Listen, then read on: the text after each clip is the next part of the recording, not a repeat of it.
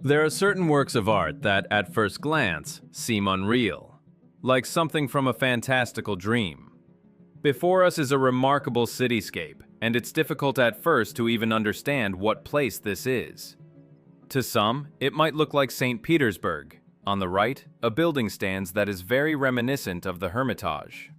In front of it, a majestic column is visible, similar to the Alexander column.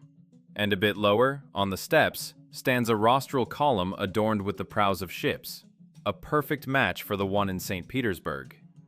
Even closer to the viewer is an Egyptian stela with inscriptions, at the base of which 4 figures of Moors are chained. Similar statues can be seen in Petersburg near one of its stelas, and next to them, an equestrian monument. It all creates the distinct feeling that we are looking at some fantastical version of St. Petersburg from a parallel universe, a city that could have been, but never was. But no, this is not St. Petersburg at all. This is Rome. Or rather, not even Rome itself, but an imaginary Rome. Created in 1743 by the brilliant Italian artist and architect Giovanni Battista Piranesi. It was then that he released his famous album, First Part of Architectural and Perspective Engravings. This specific work is titled The Ancient Capital. Official historians claim that Piranesi simply gathered different elements and monuments scattered throughout Italy into a single drawing, creating an architectural fantasy. That is, it's not a real place, but a fiction, a play of a genius's imagination. Perhaps that is the case.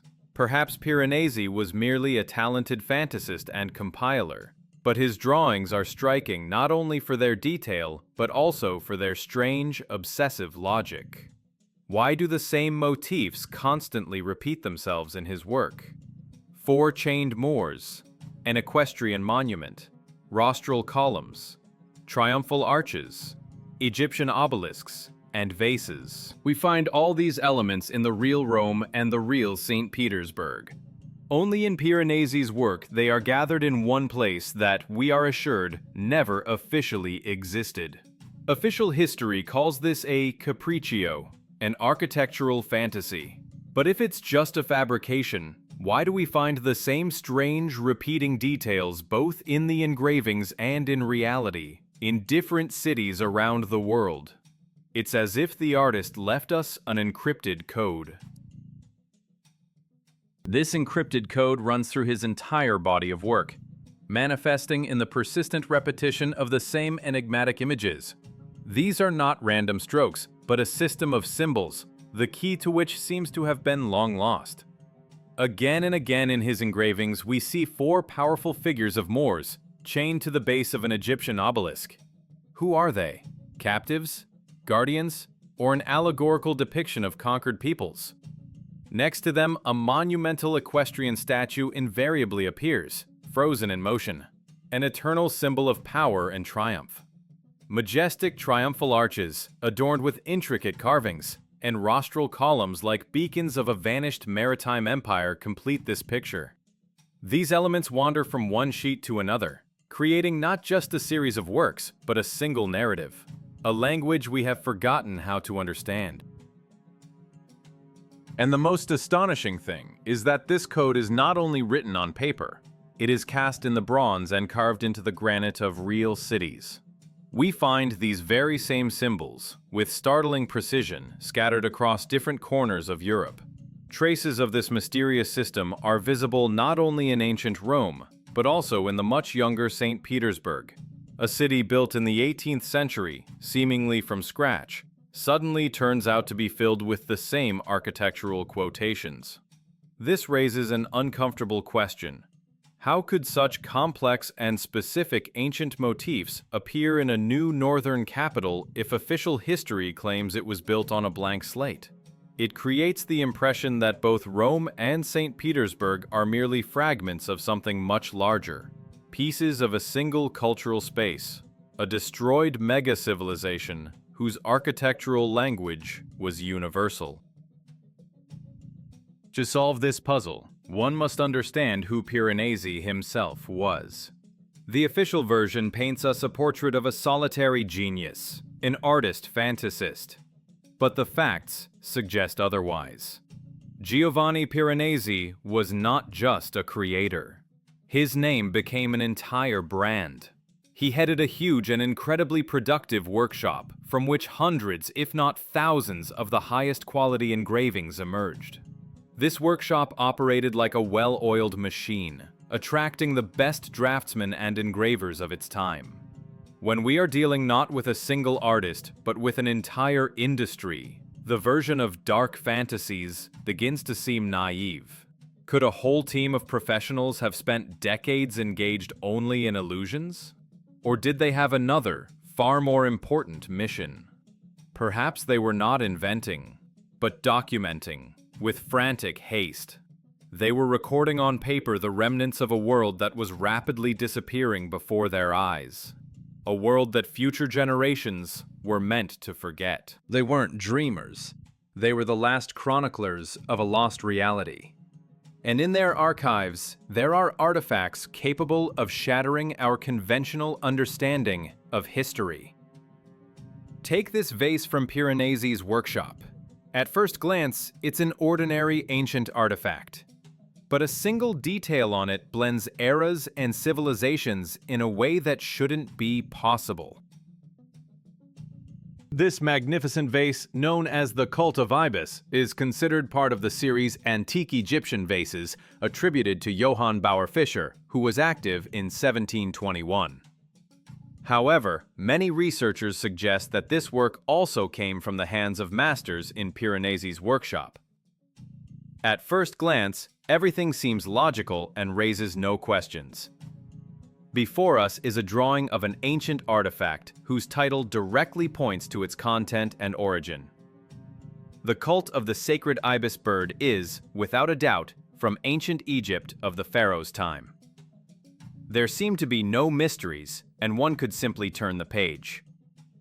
But if you look more closely, the neat picture of the world constructed by official history begins to crack at the seams. This is a blatant contradiction of the historical timeline. This so-called ancient Egypt looks suspiciously like ancient Greece or Rome. The scene of worship unfolds not against a backdrop of pyramids or the temples of Karnak, but inside an elegant classical rotunda, a round pavilion with columns executed in a flawless classical style. The people performing the rite are dressed in togas and tunics characteristic of the Greco-Roman world. The entire setting breathes Hellenism. And at the center of this classical idol, like something completely foreign, is a purely Egyptian ritual, the worship of the sacred bird, the earthly embodiment of the god of wisdom, Thoth. A very strange cult for the Greeks, and no less strange to see it in such an architectural context if we are talking about Egypt. Why does an Egyptian vase depict Greek architecture? How could these two worlds, separated, according to historians, not only by thousands of kilometers but also by a cultural chasm, merge so organically on a single object? This glaring inconsistency cannot be dismissed as a simple mistake or artistic license. Piranesi's workshop was famous for its scrupulousness and attention to detail when sketching antiquities. So what are we looking at? Is it evidence that our division of civilizations into Egyptian, Greek, and Roman is an artificial oversimplification? Perhaps there once existed a single, global ancient culture in which Egyptian mysteries coexisted peacefully with Greek philosophy and Roman architecture, forming a single cultural tapestry. This artifact is not a mistake, but a fragment of that true reality, which has been hidden from us by dividing a single whole into convenient but false chapters in a history textbook. Someone clearly mixed up eras and civilizations, but perhaps it wasn't the artists of the 18th century, but the historians of the 19th. This blending of cultures on a single object is astonishing. But Piranesi went further.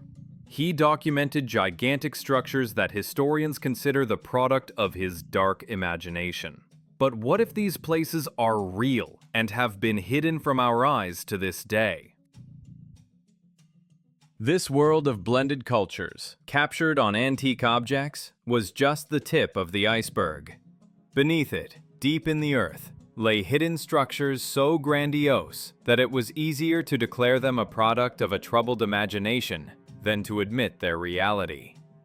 This is precisely how official science treated Giovanni Piranesi's famous series of engravings, imaginary prisons, or simply, carcery.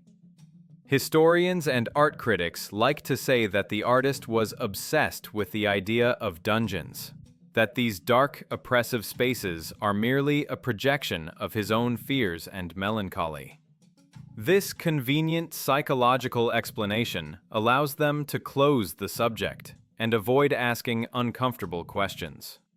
But one only needs to cast aside this label and look at the images impartially for the myth of the prisons to crumble to dust. What we see are not prisons in any conventional sense of the word.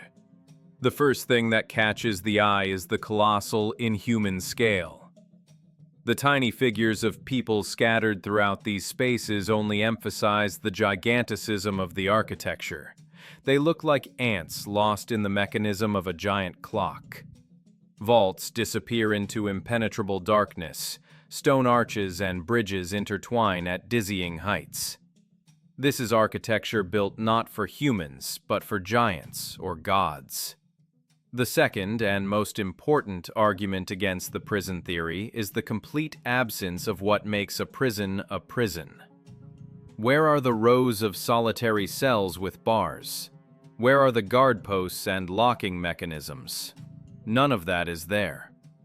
Instead, we see endless staircases leading nowhere, creaking wooden walkways stretched across bottomless chasms, and vast open platforms connected by a complex system of passages. This structure is not designed for isolation and confinement. On the contrary, it implies active movement within it.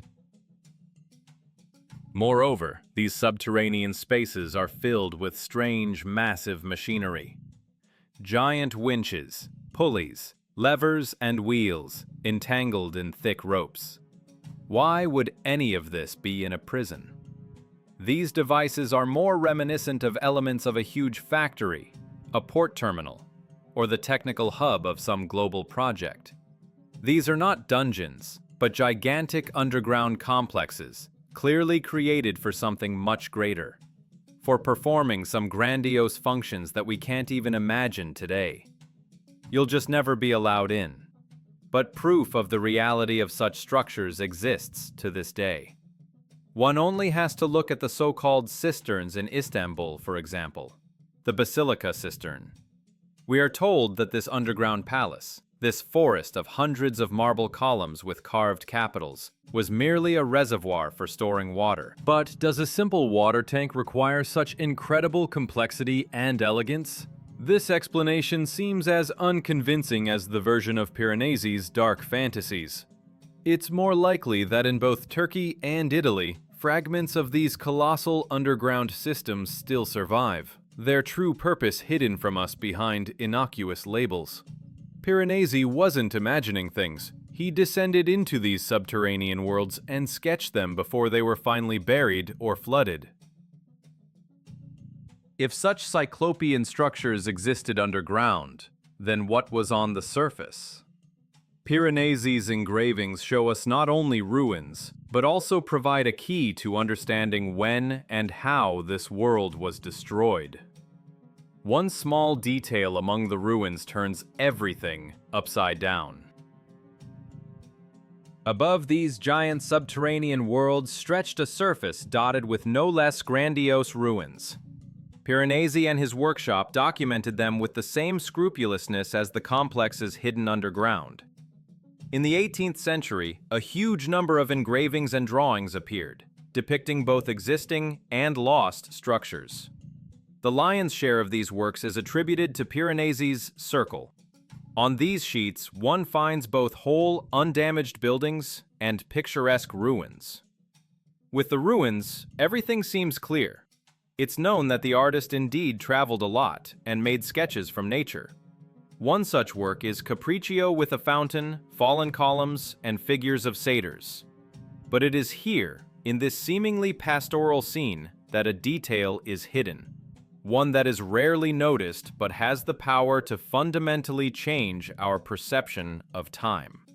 Atop the ruined ancient arch sit half-skeletons. These are not bones bleached by time, which could have lain there for millennia. They are the remains of partially decomposed bodies, with fragments of flesh still attached. In forensics, this state indicates that not much time has passed since the moment of demise. Perhaps a few years or decades, but certainly not the 1,500 years that separates the 18th century from the official date of the fall of the Roman Empire.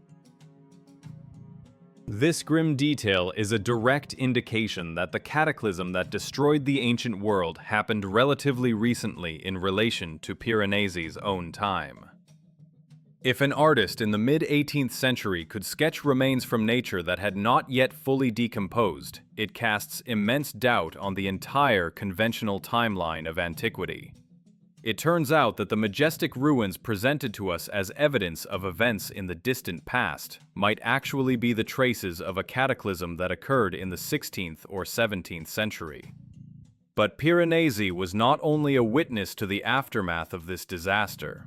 He was also a witness to how the surviving fragments of the old world were hastily altered and adapted to a new reality. He is known not only as an engraver, but also as an architect, credited with the designs of several real buildings. One of the most striking examples is the Church of Santa Maria del Priorato on the Aventine Hill in Rome. It belongs to the Knights of Malta and has a very unusual design. The most intriguing part here is the main altar. A sketch of it has survived, believed to have been created by Piranesi himself. At first glance, it's an ordinary, beautiful altar in the Baroque style. But a closer look at the central composition reveals an astonishing picture. In the center is an animal that most resembles a calf. It has no horns yet, but it has a characteristic tail. And in its front legs, it holds either a banner or a cross with two crossbars. This means that the main altar of a Christian church, being built in the 18th century right next to the Vatican, is dedicated not to Christ, but to the calf. The ancient symbol known as the golden calf, an object of worship in pre-Christian cults. We are looking at direct, documented evidence of one faith being replaced by another. Now let's look at how this altar appears today. In the center is no longer a calf, but a young sheep covered in wool. The Lamb of God, one of the key symbols of Christianity. It holds a flag with just one crossbar. Figures of angels have been added around it, and a composition with a Madonna and child has appeared below. An amazing story unfolds. In the 18th century, Piranesi sketched an altar with a bull, and by our time, it has miraculously transformed into a sheep. Saints were added to the animal, and the church originally dedicated to the calf became unequivocally Christian. This is not just a restoration, it is a complete ideological replacement, a layer of history that was clearly distorted and rewritten in the 18th and 19th centuries. So, we see evidence of a recent catastrophe and the deliberate substitution of symbols. A picture emerges. A vast world was destroyed, and its heritage was urgently remade to fit a new ideology. But what kind of world was it? Piranesi's engravings provide the answer. Now, as the scattered pieces of this mosaic lie before us, the picture begins to gain a frightening clarity. This is no longer a collection of separate mysteries, but links in a single chain leading to a staggering conclusion. The repeating symbolic language, carved with equal insistence in the granite of St. Petersburg and the travertine of Rome, ceases to be a mere coincidence. The colossal underground complexes and the ruins of a world above ground, too large for ordinary people, transform from a figment of imagination into material evidence of a different technological order. The chronological paradox of fresh ruins indicating a recent catastrophe, and the documented, intentional replacement of ancient cults with new ones, all of it points to a single, global process.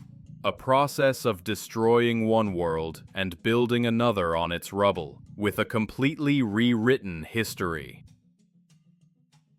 This leads us to the main hypothesis that explains all these oddities. What if Piranesi's workshop wasn't just sketching individual monuments scattered across Italy? What if it was trying to reconstruct, to recreate on paper the image of what was lost? What if all these engravings are not fantasies about different places, but portraits of a single place? A vast mega-capital, the unified center of an ancient global civilization. A civilization whose provinces we now call ancient Rome, ancient Greece, and perhaps whose outposts even reached the shores of the Neva River. This hypothesis explains why the same architectural and symbolic codes are found over vast distances. Rome and St. Petersburg are not two different cities, but surviving, miraculously preserved districts of this gigantic metropolis. This is precisely why there is nothing random in Piranesi's engravings. His works are not a chaotic collage, but a meaningful reconstruction. On his sheets, architectural masterpieces that we are used to considering the heritage of different countries and eras come together to form a single, harmonious urban ensemble. An Egyptian obelisk stands quite naturally next to a Roman triumphal arch, and a Greek portico leads to a structure of cyclopean dimensions. The artist is not mixing styles. He is restoring a lost integrity. He is showing us what this world looked like before it was shattered into fragments, which historians later neatly sorted into different boxes labeled Egypt, Rome, Antiquity. He is showing us the capital of the world that, we are assured, never existed. A city where Egyptian priests could perform their rituals in Greek temples, where giant underground communications connected entire districts, and where monuments stood on the streets that would later become symbols of completely different nations.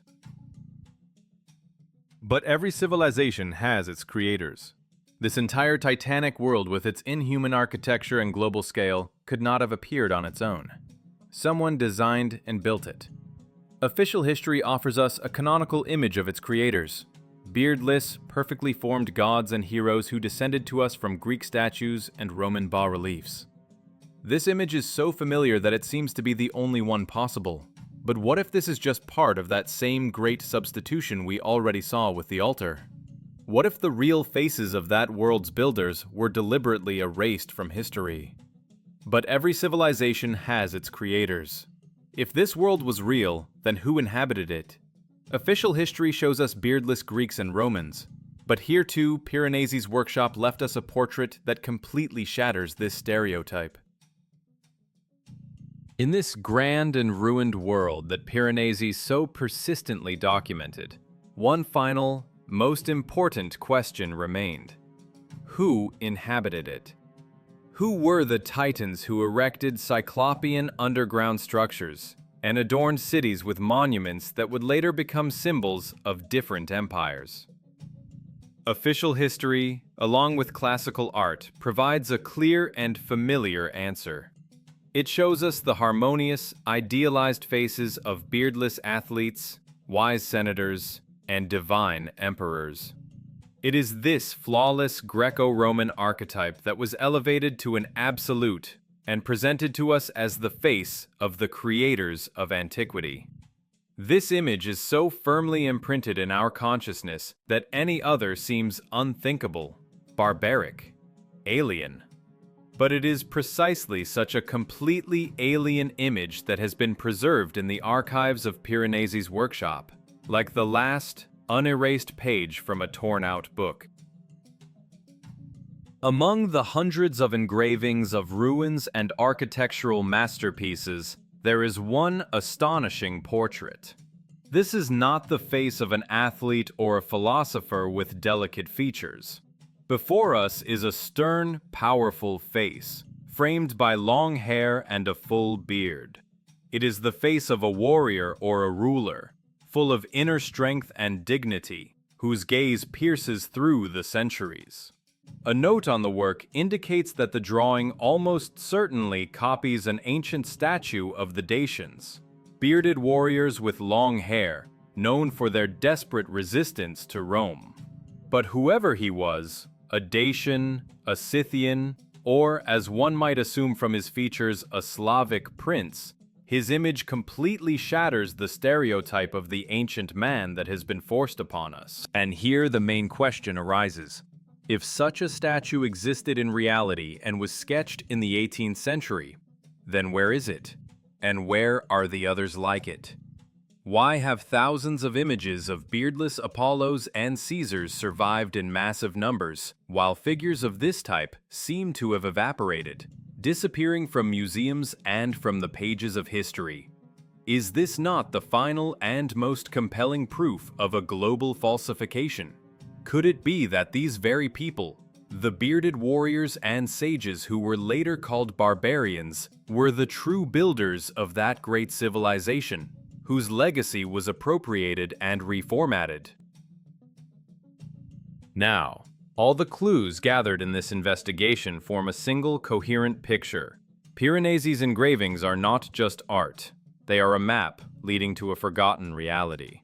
They are documentation that shows us cities that, we are assured, never existed. They are evidence of a recent catastrophe, the traces of which were still fresh in the 18th century, not covered in the dust of millennia. And finally, they are the key to understanding how an entire global civilization was erased from the pages of history, its heritage divided, renamed, and adapted to a new, fabricated timeline. We see ghost cities, supplanted gods, and, most importantly, the forgotten faces of this world's true creators. And at the end of this path, we are left with the final, most important question, which everyone must answer for themselves. So who was Giovanni Battista Piranesi? A brilliant fantasist whose dark imagination spawned entire worlds that coincidentally matched 1,000 strange facts? Or was he the last witness who, with frantic haste, at the risk of being misunderstood, documented the reality of a destroyed world before it vanished forever?